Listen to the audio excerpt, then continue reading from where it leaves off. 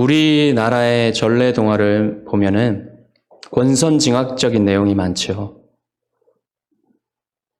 악하게 살면 결국은 벌을 받고 착하게 살면 결국은 복을 받는다. 이런 생각이 깔려 있잖아요. 저도 그런 생각과 다르지 않았던 것 같아요.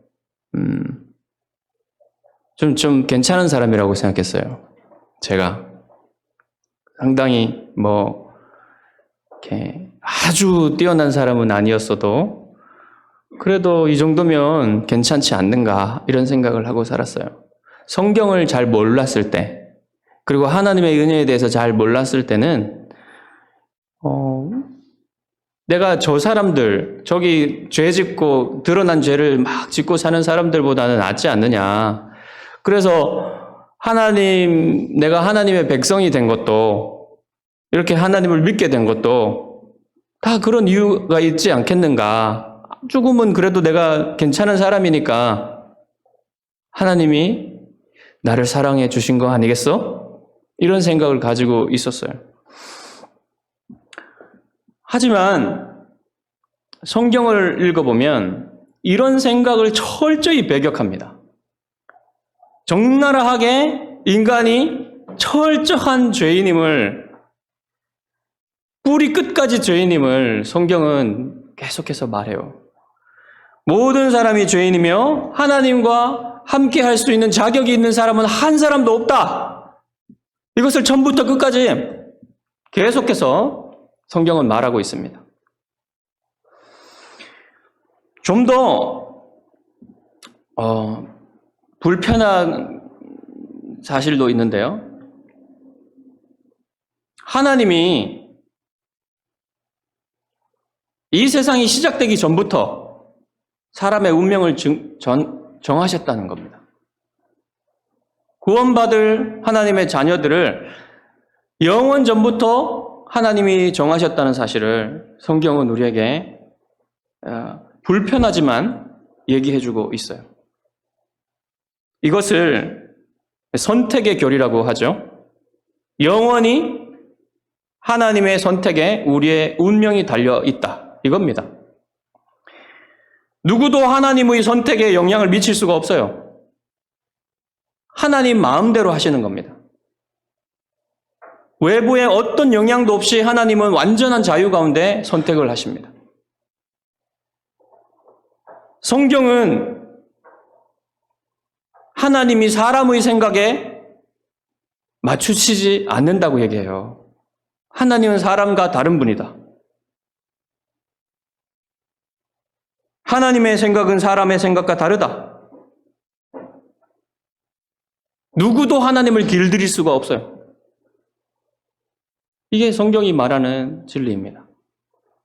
만약 여러분 가운데 이런 복음의 진리가 불편한 분이 계시다면 오늘 이 시간 말씀을 통해서 그 불편함이 해소되었으면 좋겠고, 오늘 해소되지 않더라도 언젠가는 해소가 되어서 이 복음의 진리가, 이 진리가 여러분이 하나님을 더 높이 찬양하고 하나님을 더 사랑하게 되는 그런 진리가 되기를 바랍니다. 본문은 아브라함의 아들 이삭의 이야기를 소개하죠. 이삭의 이야기라고 하지만 사실은 이삭의 자손 에서와 야곱의 이야기입니다. 특별히 야곱에게 집중하죠. 아브라함과 야곱의 이야기에 비하면요, 이삭의 이야기는 굉장히 짧아요. 거의 생략되다시피 합니다. 왜 그러냐면 이삭을 보면요, 처음에는 굉장히 뛰어났는데 갈수록 쇠퇴하는 영적인 모습을 보여주기 때문에 그런 것 같습니다.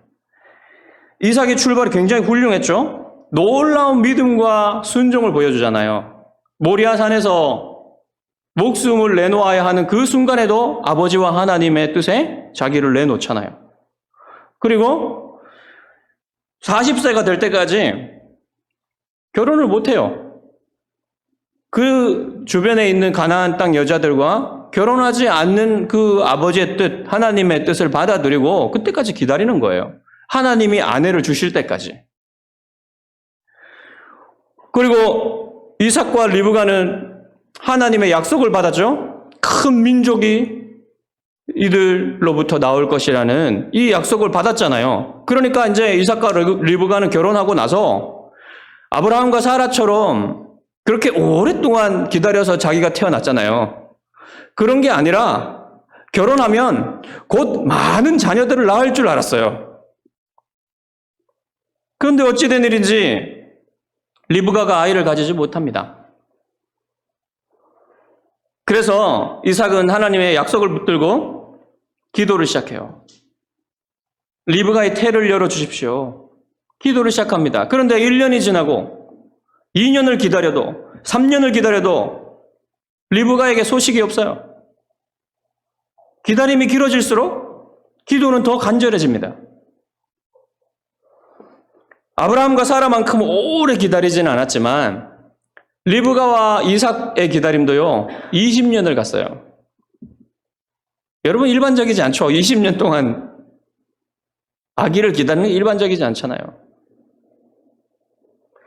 이삭이 에서와 야곱을 가졌을 때 나이가 60세니까 40세에 결혼했으니까 20년을 기다린 거예요. 하나님이 이삭과 리브가를 이토록 오래 기다리게 하신 이유가 있겠죠.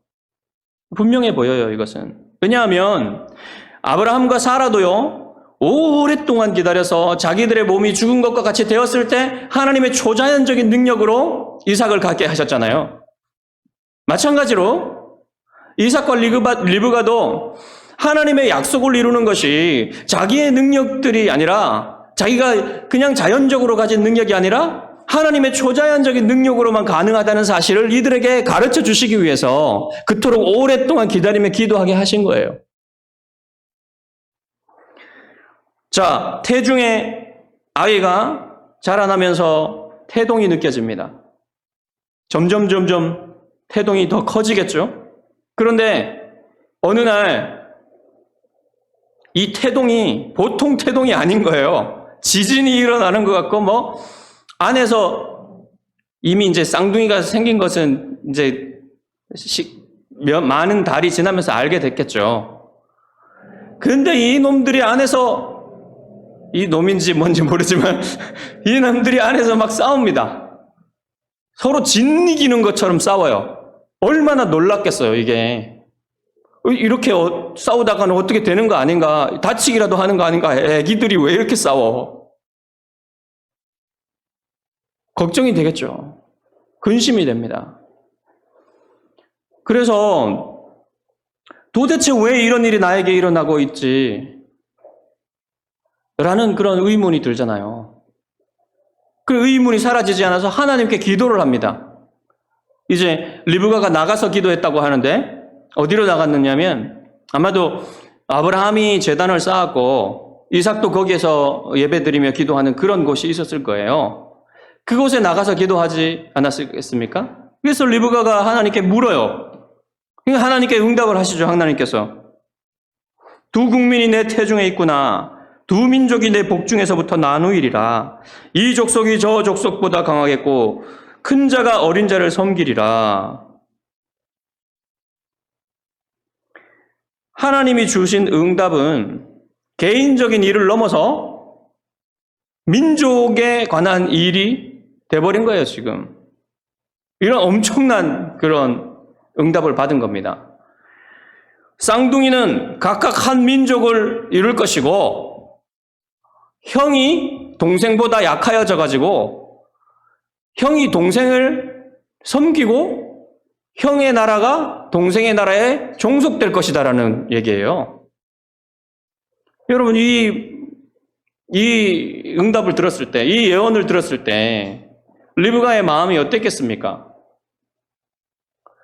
의문은 해결됐는데 또 다른 근심이 생겼죠. 여러분, 어떤 어머니가 자기 뱃속에 있는 쌍둥이가 태어나서 서로 대립하고 나중에 싸우게 될 것이다. 그리고 게다가 형이 아니라 동생이 더 강하여지고 이런 내용을 들었는데 어떻게 편안하겠어요? 근심이 들겠죠. 인간의 관습 속에서는 이게 잘 받아들여지지가 않는 겁니다. 보십시오. 하나님의 선택은 인간의 생각과 달라요. 하나님의 선택은 전적으로 하나님의 주권에 달려 있습니다. 누구도 하나님께 이렇게 선택해라 저렇게 선택해라 영향을 줄 수가 없어요. 다른 말로 하면 하나님은 완전히 자기 마음대로 하신다는 거예요. 선택을. 우리가 자기 마음대로 하면 이상하지만 하나님이 자기 마음대로 하시면 이거는 잘못될 게 하나도 없는 겁니다. 하나님과 우리를 같게 생각하시면 안 돼요. 이런 선택에 있어서. 하나님은 완전하십니다. 그래서 선택에 있어서도 완전하신 거예요. 그러니까 이런 거를 여러분 인간의 관점으로 읽게 되면요. 매우 불편해요. 이게 복음 진리의 한 측면이거든요. 근데 이게 너무 불편합니다. 사람들이 읽을 때. 자, 성경 이런 내용으로 꽉 차 있어요. 하나님은 형 가인이 아닌 아벨의 제사를 받아주시고 아벨을 사랑하셨죠. 그리고 형 에서가 아닌 야곱을 택하셔서 이스라엘의 조상이 되게 하셨습니다. 그리고 유다 위로 형이 셋이나 있었는데 그 형들만큼 유다도 그렇게 칭찬만 받을 사람이 아니었어요. 유다를 생각하면 여러분 뭐가 제일 먼저 생각나십니까? 유다가 며느리 다말과 동침하여 낳은 아들이 베레스와 세라 아닙니까? 이 베레스와 세라가 여러분 유다 지파의 조상이에요. 이 유다 지파를 통해서 예수 그리스도께서 오시잖아요. 또한 여러분 다윗은 어떻습니까? 다윗에게 훌륭한 형들이 있었죠. 그 형들 다 빼고 막내 다윗을 택하셔서 이스라엘의 왕이 되게 하셨죠. 그리고 여러분 다윗의 아들 솔로몬은 어떻습니까? 솔로몬은 다윗이 죽인 우리아의 아내 바세바에게서 나온 아들 아닙니까? 성경은 이런 이야기들로 꽉 차 있어요. 왜 하나님이 이렇게 선택하시는지 모릅니다, 우리가. 여러분 사도 바울은 뭐라고 얘기하냐면 하나님의 백성을 하나님이 선택하실 때 하나님이 선택하시는 걸 보면은 사람들의 생각과 다르다는 것을 이렇게 얘기해요. 형제들아, 너희를 부르심을 보라. 육체를 따라 지혜로운 자가 많지 아니하며 능한 자가 많지 아니하며 문벌 좋은 자가 많지 아니하도다. 그러나 하나님께서 세상에 미련한 것들을 택하사 지혜 있는 자들을 부끄럽게 하려 하시고 세상에 약한 것들을 택하사 강한 것들을 부끄럽게 하려 하시며 하나님께서 세상에 천한 것들과 멸시받는 것들과 없는 것들을 택하사 있는 것들을 패하려 하시나니 이는 아무 육체도 하나님 앞에서 자랑하지 못하게 하려 하심이라. 하나님이 이렇게 택하시는 것은 아무도 자랑하지 못하게 하려고 라는 그런 목적이 있는데요. 하나님의 택하심에는 지위나 문벌이나 지능이나 재능 이런 것들을 보고 택하시지 않는단 말이에요. 그리고 여기 보면요. 많지 않다 그랬어요. 그러니까 모두 이런 사람만 택한다는 건 아니에요, 또. 하나님의 택하심에는 어떤 특정한 특징이 없어요. 물론 이런 특징은 있지만 소외된 자, 가난한 자, 사람들이 보기에 아닐 것 같은 사람, 이런 사람을 택하시지만 또 그런 사람만 택하는 것도 아니에요. 여러분 사도 바울 자신을 보십시오. 문벌 좋고 지능이 뛰어나고 재능이 뛰어나고 엄청나게 훌륭한 사람이었죠. 그런 사람도 하나님 택하시잖아요. 그러니까 하나님의 택하심의 기준은요. 사람에게 있지 않고 하나님만 아시는 그런 하나님의 지혜와 하나님의 놀라운 사랑으로 사람을 택하시는 거예요. 사람은 모릅니다. 그러니까 여러분 이러한 문제에 대해서 하나님이 우리에게 무엇을 요구하십니까? 오직 믿음을 요구하시는 거예요. 이 문제에 있어서 하나님이 우리에게 요구하시는 건 믿음과 순종이에요. 그리고 하나님의 이 행하심에 대해서 경외함을 가지고 받아들이라는 거예요, 하나님이. 우리가요, 이 하나님의 지식에 도달할 수 있는 길은 없어요. 이건 하나님만 아시는 겁니다. 자, 야곱과 에서를 비교해 보시면 에서보다 야곱이 더 사랑을 받을 만한 특징이 야곱이 에서보다 더 사랑을 받을 만한 특징이 있는지 한번 보십시오. 두 사람의 이름 안에는 두 사람의 이름을 지었는데 이름 안에는 어떤 그 부정적인 요소가 언어 유희로 담겨 있어요. 이제 산파가 쌍둥이가 나오는 걸 보니까 여러분 한번 이 묘사를 보면서 상상을 해보면 이렇습니다. 산파가 이제 쌍둥이가 나와요. 근데 형이 머리를 내미니까 엄청 붉어요. 아유, 왜 이렇게 붉지? 하고 놀라고 있는데 또 더 몸이 나오니까 몸이 완전히 털로 덮여 있어요. 그래 한 번 더 놀랍니다. 한 번 더 놀라고 있는데 또 형이 나오는데 동생이 형의 발꿈치를 잡고 나옵니다. 그래 다시 또 한 번 놀랐어요. 이러한 모습이 담긴 게 이 에서와 야곱의 이름이에요. 에서는 붉고 털이 많다고 해서 에서라고 지었습니다. 그러니까 여러분 여기에는 어떤 야수적인 그런 야수와 같은 그런 모습에 대한 그런 이름이 담겨 있고요. 뜻이 담겨 있고요. 그 다음에 야곱은요. 야곱이라는 히브리어는 야코브라는 뜻, 야코브라는 그 발음인데 이 야코브는 하나님이 지키신다, 돌보신다 그런 뜻이에요.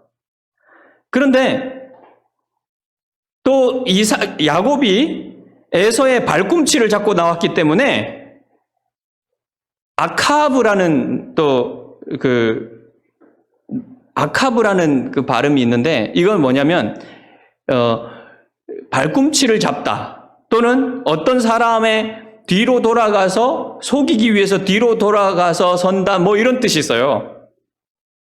그러니까 야코브랑 아카브랑 이제 그 히브리어 자음이 같은 걸 쓰기 때문에 발음이 비슷해요. 그러니까 이 언어 유희로 사용될 수 있는 거예요. 그러니까 야곱이라는 말에는 그런 남의 뒤꿈치를 잡는다, 남을 속인다, 뭐 이런 뜻이 언어 유희로 들어 있는 겁니다. 그러니까 여러분 야곱의 삶을 보면 얼마나 이 언어 유희가 딱 들어맞습니까?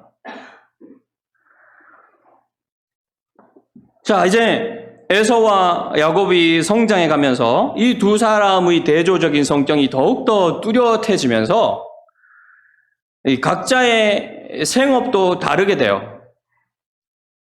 에서는 워낙에 야성적이고 바깥에 나가서 활동하기를 좋아하는 사람이에요. 그래서 사냥 굉장히 즐겼습니다. 그래서 익숙한 사냥꾼이 됐다고, 스킬풀한 그 아주 전문적인 사냥꾼이 됐다고 그랬죠.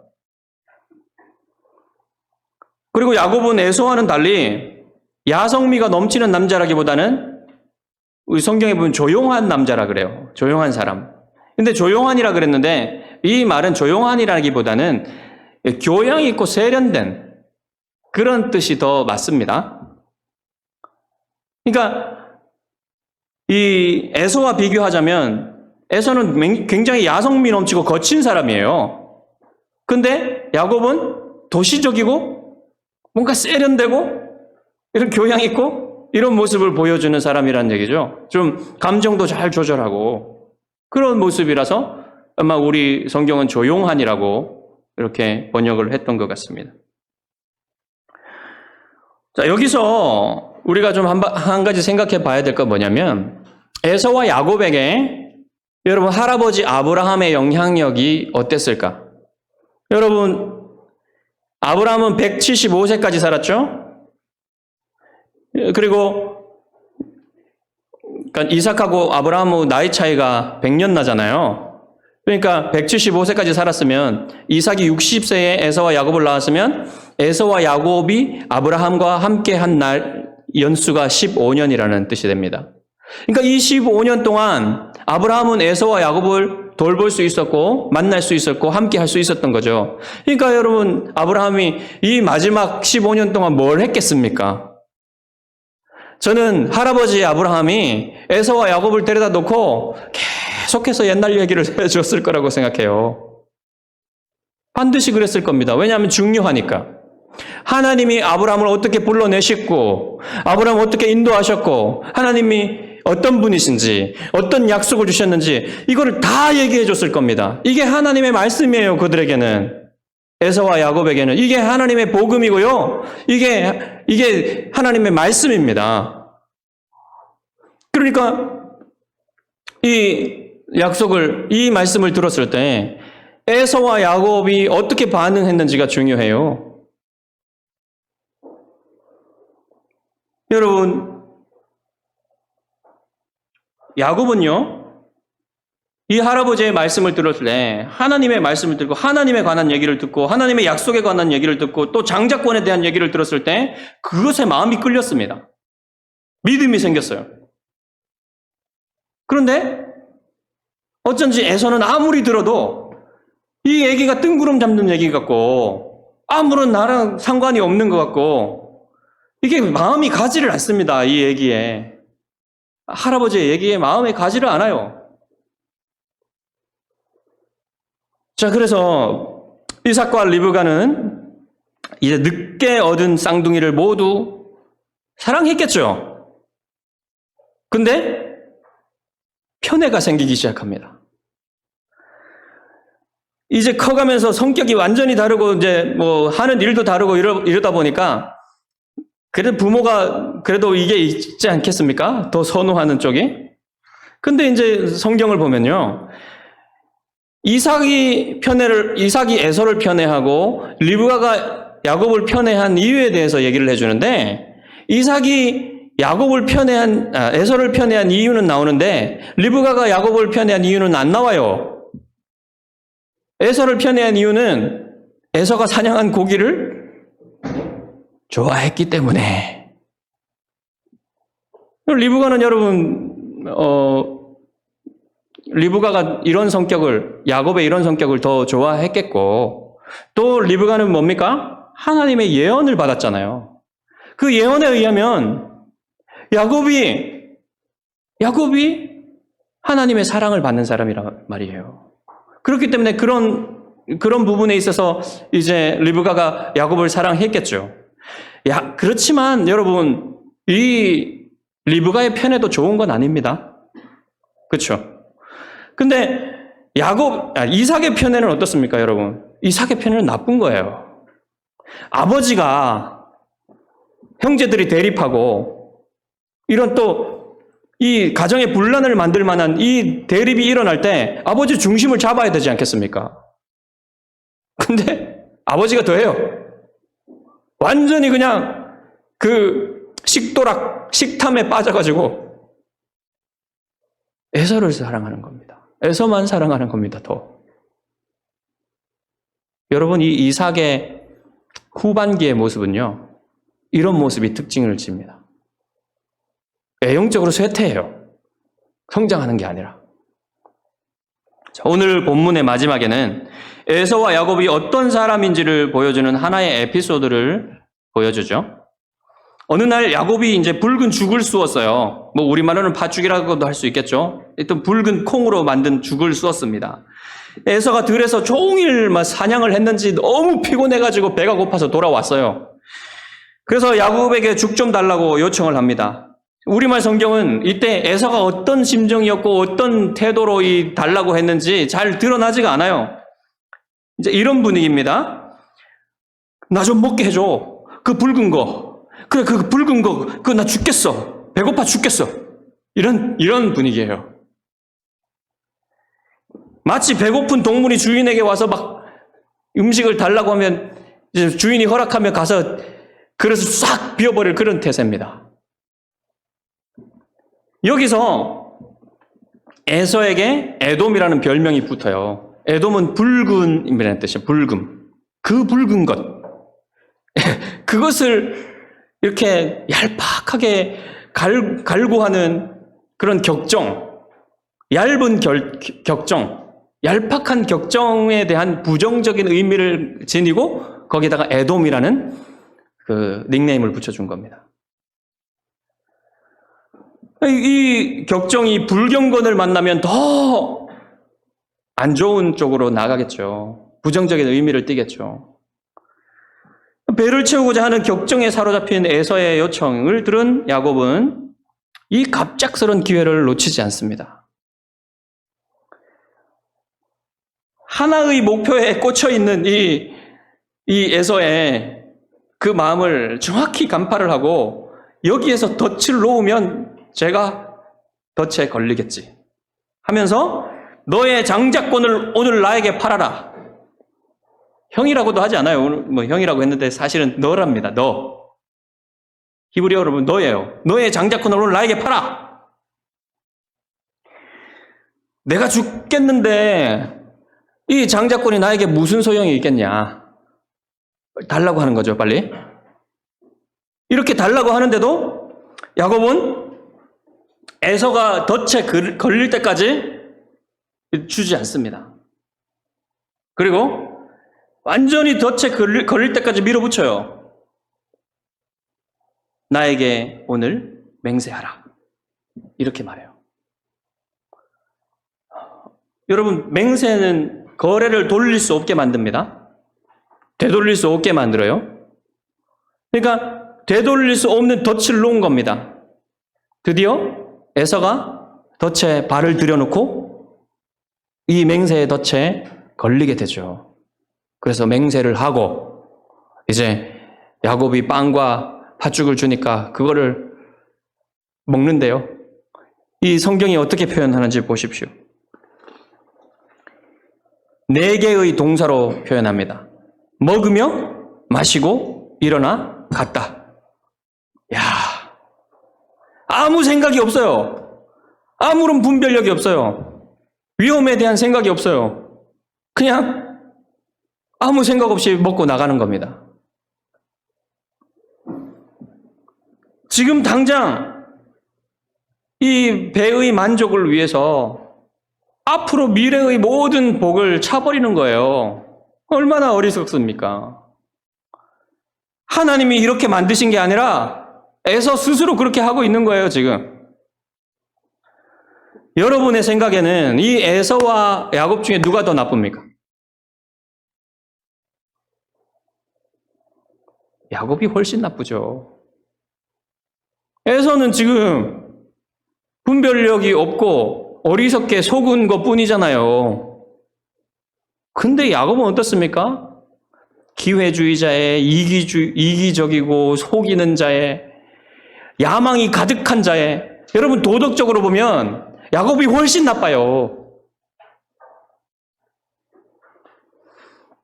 그런데 이상하게 성경은 야곱의 성품보다는 에서의 이런 모습에 대해서 더 심각하게 부정적으로 다루는 겁니다. 34절 마지막을 보십시오. 에서가 장자의 명분을 가볍게 여김이었더라. 여러분, 야곱이 이렇게 비난받을 만한 성품이 있는데도 불구하고 성경은 에서의 이런 행동에 대해서 장자권을 가볍게 여기는 이런 행동에 대해서 심각한 문제가 있다고 얘기하고 있던 거예요. 여러분, 여기에 복음의 불편한 진실이 있어요. 하나님의 은혜는 인간의 도덕의 근거를 두고 있지 않다는 말입니다. 만약 하나님의 은혜와 사랑이 인간의 성품과 도덕적인 행동에 좌우된다면 마땅히 에서가 더 사랑을 받아야 되겠죠. 근데 성경은 그렇지 않다고 얘기합니다. 도덕적 기준으로 보면 야곱이 더 악한데 영적인 기준으로 보면 에서가 심각하다. 이렇게 말해주고 있어요. 여러분, 그러니까 에서와 야곱의 차이는요, 도덕적인 차이가 아니에요. 성품의 차이가 아니에요. 하나님의 선택의 차이입니다. 하나님이 야곱을 선택했기 때문에 야곱이 하나님을 믿게 된 거예요. 그러니까 에서의 근본적인 문제는 도덕적인 문제가 아니라는 겁니다. 에서는 아브라함을 통해서 하나님의 말씀을 듣고 하나님의 약속을 받았고 들었고 그러니까 오늘날로 말하자면 복음을 들었지만 이 복음의 마음이 움직이지 않는 겁니다. 믿음이 생기지 않아요. 장자권에 아무런 관심이 없어요. 복음의 이야기, 천국의 이야기, 죽음과 삶의 이야기, 하나님의 구원의 이야기가 아무런 감동이 없고 아무런 영향을 미치지 못해요. 이끌리지를 않습니다. 그렇기 때문에 이 믿음의 공동체를 책임질 장자권, 이것에 대해서 별로 관심이 없는 거죠. 반면에 야곱에게는 아브라함으로부터 전해들은 이 복음, 이 하나님의 약속, 이 하나님의 이 말씀에 대한 끌림이 있는 겁니다. 믿음이 생긴 거예요.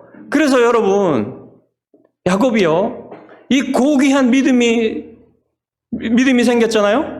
근데 이 고귀한 믿음을 담을 아름다운 고귀한 성품의 그릇은 없는 거예요, 지금. 야곱에게. 그렇지만 믿음은 있어요.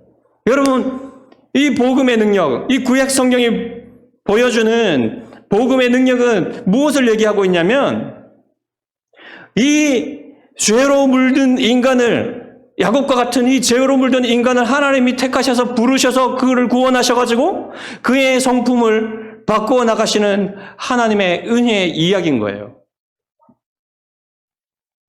순서가 이렇습니다.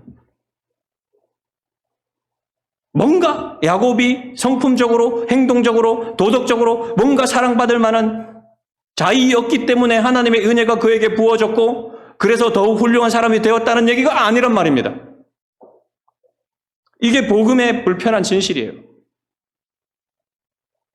성경은 도덕책도 아니고 유교 같이 그런 책도 아니고 사람의 생각과 다른 겁니다.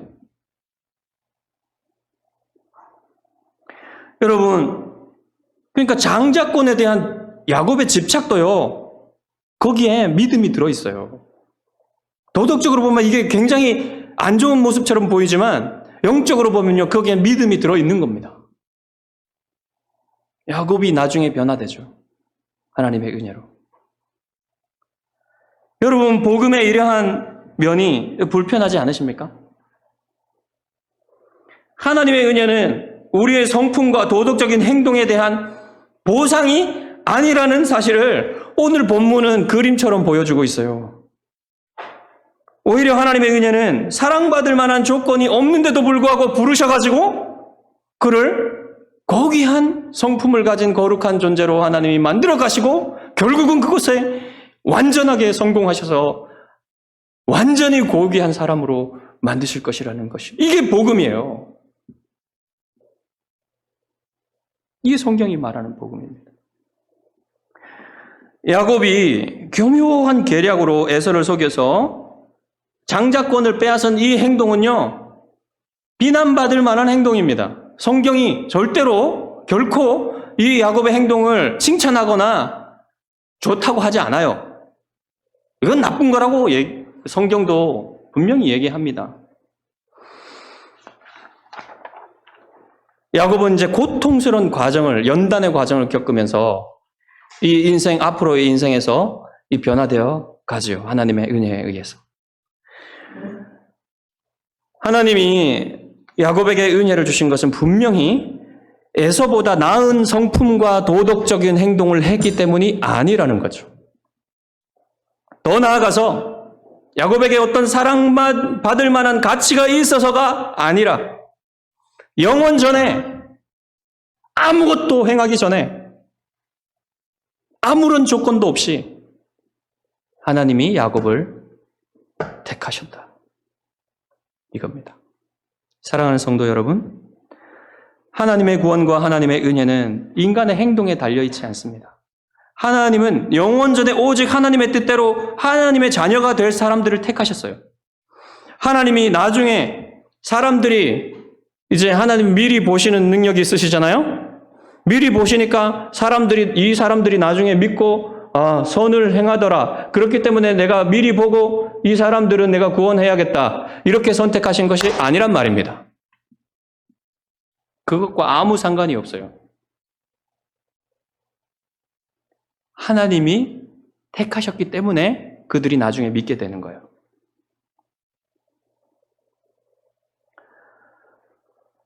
모든 인간은 하나님의 사랑을 받기에는요, 너무나 악합니다. 성경이 이것을 너무나 분명히 얘기해 주고 있어요. 모든 사람은 아담의 원죄를 전가받고요. 모든 사람은 죄인이기 때문에 하나님의 영광에 이르지 못하고 의인은 없나니 하나도 없다고 성경은 우리에게 말해줍니다. 그러니까 여러분, 누군가 내가 하나님의 자녀가 되었다고 해서 그것이 하나님이 내가 뭔가 하나님의 사랑을 받을 만한 조건이 있어서 내가 좀 더 착하기 때문에 저 사람들보다 내가 좀 더 낫기 때문에 하나님이 택하셨겠다지라고 생각하시지 마시란 말입니다. 그런 게 아니에요.